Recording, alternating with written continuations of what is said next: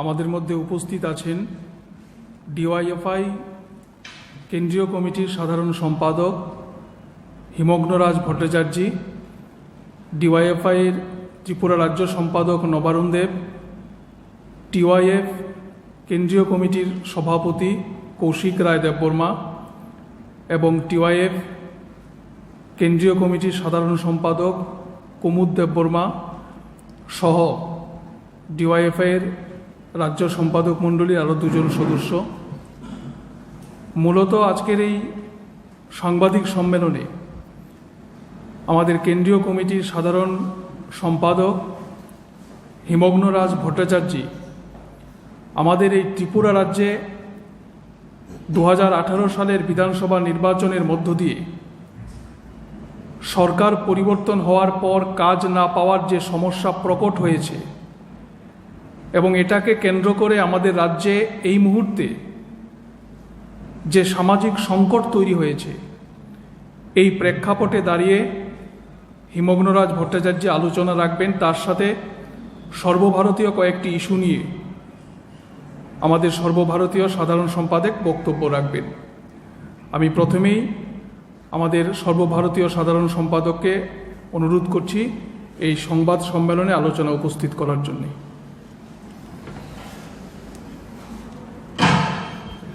আপনাদের সবাইকে প্রথমেই শুভেচ্ছা এবং অভিনন্দন জানাচ্ছি। আজকে আমাদের এক প্রতিনিধি দল ত্রিপুরার দুটো জায়গায় আমরা গিয়েছিলাম। প্রথমে আমরা গিয়েছিলাম বক্সনগর বিধানসভা কেন্দ্রের কুলুবাড়িতে একজন পরিযায়ী শ্রমিক যিনি 8ই জুন মারা গিয়েছেন তার পরিবারের লোকেদের সাথে দেখা করতে। 8ই জুন অজয় নম যিনি মারা গিয়েছেন তার নাম। তিনি ত্রিপুরা রাজ্যে কোনো কাজ পাচ্ছেন না, রোজগার নেই, বাইরের রাজ্যে কাজ করতে যাচ্ছিলেন। যাওয়ার পথে যে দুর্ঘটনা সম্বন্ধে আমরা পরিষ্কার এখনো কোনো ধারণা পাইনি, তার পরিবারও পায়নি, তিনি মারা গিয়েছেন। তার সাথে সাথেই আমরা গিয়েছিলাম আরেকটি দ্বিতীয় পরিবারে দক্ষিণ চরিলামে। আমরা গিয়েছিলাম সেখানে রাকেশ নম এবং উৎপল নম, দুই ভাই যারা ত্রিপুরার বাইরে অন্য রাজ্যে কাজ করতেন, সেখানে দুর্ঘটনায় মারা গিয়েছেন, তার পরিবারের লোকেদের সঙ্গে দেখা করতে। এর বাইরেও এরকম অনেকগুলো ঘটনা ত্রিপুরার বুকে আছে, যেখানে ত্রিপুরার রাজ্যে নিজের রাজ্যে এখানকার যুবরা কাজ না পেয়ে বাইরের রাজ্যে কাজ করতে গিয়েছেন এবং সেখানে গিয়ে তাদেরকে মৃত্যুবরণ করতে হয়েছে বিভিন্ন কারণে।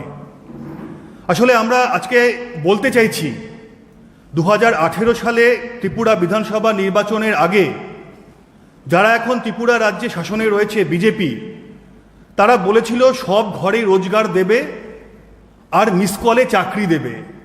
সেটা যে কত বড় মিথ্যে প্রতিশ্রুতি ছিল, এই দুটো ঘটনার মধ্যে দিয়ে ত্রিপুরার সামনে, মানুষের সামনে আমরা বলতে পারি সম্পূর্ণ মিথ্যে কথা এবং ভাওতা প্রতিশ্রুতি দিয়েছিল এই বিজেপি সরকার।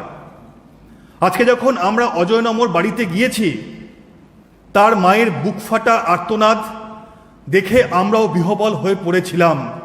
20 বছরের একটা ছেলে, পরিবারে রোজগার দরকার, বোন রয়েছে, বিয়ে দিতে হবে, দাদাও বাইরে কাজ করে, দেশের বাইরে কাজ করে, তাকে রাস্তায় মারা যেতে হলো। আমাদের সরাসরি প্রশ্ন ত্রিপুরার মুখ্যমন্ত্রী এবং ত্রিপুরার যারা বিজেপি করেন তাদের কাছে, এত বড় মিথ্যে প্রতিশ্রুতি দিয়ে আজকে তো ক্ষমতায় চলে এসেছেন, কিন্তু যেভাবে ত্রিপুরার বুকে আপনাদের অপদার্থতার জন্য মায়েদের বুক খালি হচ্ছে, এবং দক্ষিণ চরিলামে আমরা যেখানে গিয়েছিলাম এক পরিবারের 2 ভাই মারা গিয়েছে, একজনের বয়স 22, একজনের বয়স 20। একবারও এই পরিবারগুলোর সঙ্গে ত্রিপুরার মুখ্যমন্ত্রী বা তার মন্ত্রিসভার কেউ দেখা করেনি, কোনো বিজেপি নেতা পর্যন্ত দেখা করেনি। অজয় নমর পরিবারের তার মা কাঁদতে কাঁদতে আমাদের সামনে বলেছে যে তার মৃতদেহ নিয়ে আসা হবে, বিজেপির নেতারা মিথ্যে কথা বলেছে। প্রশাসনের সঙ্গে যোগাযোগ করা হয়েছে, বলেছে দেহ চলে এসেছে, এয়ারপোর্টে রয়েছে, আপনারা গিয়ে নিয়ে আসুন। তারা গিয়ে দেখেছে সম্পূর্ণ মিথ্যে কথা। তখন সাহায্যের হাত বাড়িয়ে দিয়েছে কারা? সাহায্যের হাত বাড়িয়ে দিয়েছে এখানকার বামপন্থীরা। শামসুল হক, যিনি কিছুদিন আগে মারা গিয়েছেন, বামফ্রন্টের একজন বিধায়ক ছিলেন, তিনি টাকা জোগাড় করে দেওয়ার পরে 8 দিন পরে তার যে দু ভাই একই পরিবারের মারা গিয়েছে, রাকেশ এবং উৎপল নম, তার পরিবারের সঙ্গেও কথা বলেছি, তারাও বলেছে সরকারের পক্ষ থেকে তাদের সঙ্গে কোনো রকম যোগাযোগ করা হয়নি। এই দুই পরিবার সরকারের পক্ষ থেকে কোনো রকম ক্ষতিপূরণ পর্যন্ত পায়নি। অন্যান্য যেসব ভাতা এই দুই পরিবার পেতে পারে, তারা পরিষ্কার বলেছে তাদেরকে ভাতা দেওয়া হয় না। এটাই হচ্ছে আসলে আজকে সত্যিকারের ত্রিপুরা। আমি তো দুটো ঘটনা আপনাদের সামনে বলছি, কিন্তু এরকম আরও ঘটনা রয়েছে যারা বাইরে কাজ করতে গিয়ে মারা গিয়েছে। আমরা বলছি, আর কত মিথ্যে কথা বলবেন ত্রিপুরার মুখ্যমন্ত্রী আপনি? আর কত ভাওতা দেবেন? আর কত মিথ্যাচার করবেন এই ত্রিপুরাবাসীর সামনে? কিন্তু এখন এখানকার গরিব মানুষ, তারা প্রান্তিক মানুষ, আর্থিকভাবে পিছিয়ে থাকা মানুষ, মধ্যবিত্ত মানুষ নিজের অভিজ্ঞতার মধ্যে দিয়ে বুঝতে পারছে যে এই বিজেপি সরকার আসলে সাধারণ মানুষের জন্য কোনো কিছু করবে না, তারা পরিত্রাণ চাইছে। আমরা যে দুই পরিবারে গিয়েছিলাম, তারা বলেছে সরাসরি এই কথা যে আমরা এর পরিবর্তন চাই আমাদের রাজ্যে। তো আমরাও ডিওয়াইএফআই এবং টিওয়াইএফ আমরা পরিষ্কারভাবে বলতে চাই যে এই ঘটনা ঘটবে আর ডিওয়াইএফআই টিওয়াইএফ ত্রিপুরার বুকে চুপ করে বসে থাকবে, এটা হতে পারে না। আপনারা জানেন যে গতকালকের কনভেনশনে ইতিমধ্যে ডিওয়াইএফআই ত্রিপুরা রাজ্য কমিটি এবং টিওয়াইএফ কেন্দ্রীয় কমিটি তারা আগামী 2 মাসে কর্মসংস্থান নিয়ে ত্রিপুরা রাজ্যের বুকে কিভাবে আমাদের কর্মসূচি হবে সেটা হচ্ছে পরিকল্পনা আমরা করেছি। কিন্তু এই পরিকল্পনার পরে এই যে রাজ্যের সরকারের উদাসীনতা, তার বিরুদ্ধে হচ্ছে আমরা এর থেকেও তীব্র আন্দোলন আগামী দিনে আমরা গড়ে তুলব। ত্রিপুরার বুকে আমাদেরকে গড়ে তুলতে হবে, কারণ ত্রিপুরার সাধারণ যুবরা, উপজাতি যুবরা, প্রান্তিক মানুষরা চাইছে যে বামপন্থীরা হচ্ছে এই লড়াইয়ে আবার ত্রিপুরার বুকে দাঁড়িয়ে নেতৃত্ব দিক। এর সঙ্গে সামঞ্জস্য রেখে আমরা বলতে পারি যে আমাদের দেশেও একই অবস্থা। প্রতিদিন বেকারত্বের সংখ্যা বাড়ছে।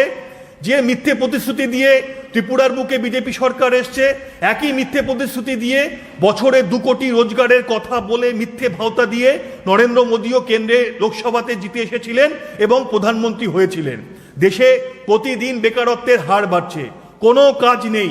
ত্রিপুরার যেমন যুবকদেরকে কাউকে পশ্চিমবঙ্গে কাজ করতে যেতে হচ্ছে, কাউকে দক্ষিণের রাজ্যগুলোতে কাজ করতে যেতে হচ্ছে, এবং অনেকে আমরা দেখছি পাশের রাজ্য আসামেও হচ্ছে তারা সেখানে মজুরির কাজ করতে চলে যাচ্ছেন।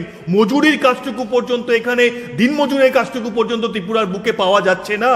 তো আমরা কেন্দ্রীয় কার্যনির্বাহী কমিটি ঠিক করেছি যে দেশ জুড়ে বেকারত্বের বিরুদ্ধে এবং ধর্ম নিরপেক্ষ ভারত গড়ে তুলবার জন্য সেপ্টেম্বর এবং অক্টোবর মাস জুড়ে আমরা জাঠা করব। তার একটি জাঠা যেটা উত্তর পূর্ব ভারতে হবে, সেই জাঠা আগামী দিনে আমরা ত্রিপুরার বুক থেকে শুরু করব। এর বিস্তারিত যে আমাদের পরিকল্পনা পরে আপনারা জানতে পারবেন। আমাদের সামনে মিটিং রয়েছে, সেই মিটিংয়ে আমরা সেই বিস্তারিত পরিকল্পনাকে একদম রূপ দিয়ে আমরা প্রেসের সামনে নিশ্চয়ই আমাদের কর্মসূচি ঘোষণা করে দেব। ত্রিপুরার বুক থেকে যে জাঠা তৈরি হবে, এই জাঠা শুরু হওয়ার আগে ত্রিপুরার বুকে এরকম ছোট ছোট গ্রামে গ্রামে পাড়ায় পাড়ায় বুথে বুথে মহল্লাতে হচ্ছে আমরা ছোট ছোট জাঠা সংগঠিত করব।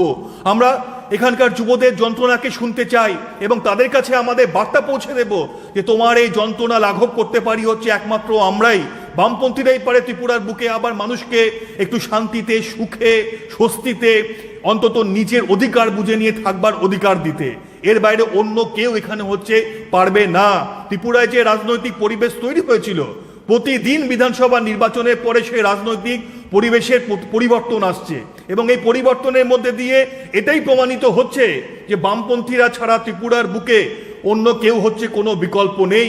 তাই যে জাঠা এখান থেকে শুরু হবে উত্তর পূর্ব ভারতের, সারা ভারতবর্ষের বুকে একটা মাইলস্টোন হবে এবং আমরা বলে দিতে পারি যে এখানকার বিজেপির কফিনে শেষ পেরেক হবে আমাদের যুবদের সেই জাঠা, যাতে ত্রিপুরার বেকার যুবরাই জাঠায় অংশগ্রহণ করে।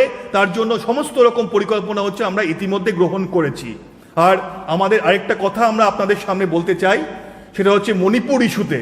আপনারা জানেন যে মণিপুরে কি চলছে। আজকে 80 দিনের বেশি হয়ে গেল সেখানে জাতি দাঙ্গাতে মণিপুর বিধ্বস্ত হয়ে গিয়েছে। সেখানকার মানুষও এই সমস্ত কিছু থেকে পরিত্রাণ পেতে চাইছে, কিন্তু বিজেপি প্রতিদিন ভারতবর্ষের বুকের সাথে সাথে মণিপুরেও ঘৃণার চাষ করছে। ওই মণিপুরের পাহাড়ি অঞ্চলগুলোতে মাটির নিচে যে ধাতু রয়েছে সেই ধাতুকে হচ্ছে ওই লুটেরা পুঁজি কর্পোরেটদের হাতে তুলে দিতে হবে, তার লক্ষ্য রেখে এই ধরনের জাতিদাঙ্গাকে প্রশ্রয় দিয়ে চলেছে। তো আমাদের খুব পরিষ্কার কথা যে মণিপুরে যা হচ্ছে অবিলম্বে সেখানে বিজেপি হচ্ছে আত্মসমর্পণ করা উচিত সাধারণ মানুষের কাছে, তাদের নিজেদের সরকারি পদগুলো ছেড়ে দেওয়া উচিত। যে আমরা সেখানে শান্তি রক্ষা করতে পারছি না, মানুষের অধিকার আমরা দিতে পারছি না, আমরা পদত্যাগ করলাম, মানুষ তার অধিকার হচ্ছে সেখানে বুঝে নেবে।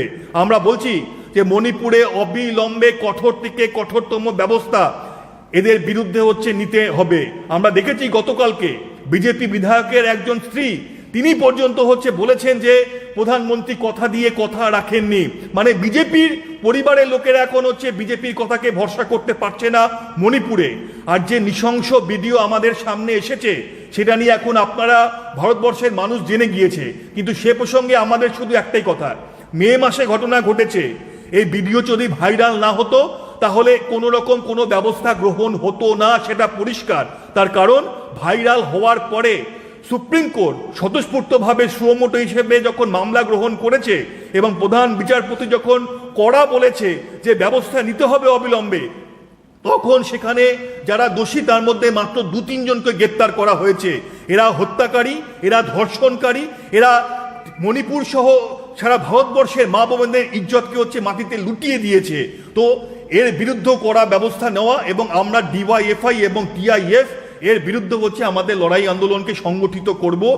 প্রয়োজনে আগামী দিনে আমাদের মণিপুরে হচ্ছে আমরা আমাদের সংগঠনের পক্ষ থেকে প্রতিনিধি দল পাঠাবো এবং সেখানকার মানুষের সঙ্গে আমরা সরাসরি কথা বলবো।